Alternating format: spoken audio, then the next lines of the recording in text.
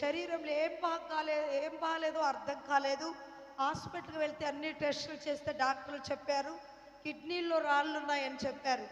అయితే వెంటనే హాస్పిటల్ నుంచి ఇంటికి రావటం, అక్కడి నుంచి ఇంటి దగ్గర నుంచి దేవుని మందిరానికి వచ్చిన తర్వాత అన్నయ్య వాళ్ళ ఇంట్లో మోజేసయ్య గారు వాళ్ళ ఇంట్లో ప్రేయర్ జరుగుతూ ఉంది. ఆ ప్రేయర్లో పాల్గొన్నప్పుడు దేవుడు ప్రవచనాత్మకంగా మాట్లాడాడంట. ఒక సహోదరి, నువ్వు కిడ్నీలో రాళ్ళు చేత బాధపడుతున్నావు, నీ కిడ్నీలు రాళ్ళు ఈ రాత్రే నీకు విడుదల స్వస్థత నువ్వు పొందుకుంటున్నావు, నువ్వు భయపడనక్కర్లేదు అని దేవుడు ఆ రోజు మాట్లాడిన తర్వాత ఇంటికి వెళ్తే అసలు నడుములు నొప్పి లేవు, చాలా రిలీఫ్ అయిపోయింది, టెస్ట్ కూడా వెళ్ళలేదు, నాకు బాగా అయిపోయింది అని సహోదరి సాక్ష్యం ఇస్తున్నారు.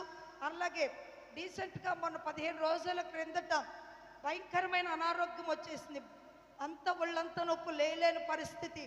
ఆ బర్రెలు తోలుకోవడానికి వెళ్ళినప్పుడు, అడవిలోకి వెళ్ళినప్పుడు ఎక్కడో ఏదో తొక్కిందంట.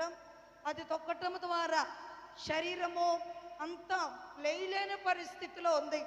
అయితే అలాంటి పరిస్థితుల్లో ఇంక నేను చనిపోతానేమో, ఎట్లా నాకు శరీరం సహకరించట్లేదు, అసలు ఎట్లా అని 3 రోజుల ఉపవాస ప్రార్థనలో మొదటి ప్రార్థనలో నేను పాల్గొన్నాను.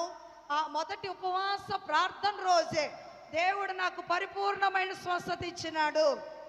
అసలు రోజు పొద్దున లేనటువంటి పరిస్థితి అంట.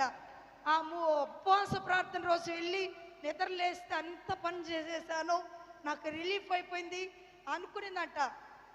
నాకు నిజంగా నాకు బాగైపోతే దేవుడు ఉన్నాడు, లేకపోతే దేవుడు లేడు అనుకునిందంట. ఆయన ఉన్న దేవుడు కాబట్టి ఆమె ఎడల పరిపూర్ణమైన స్వస్థత ప్రకటించాడు. దేవునికి మహిమ కలుగును గాక.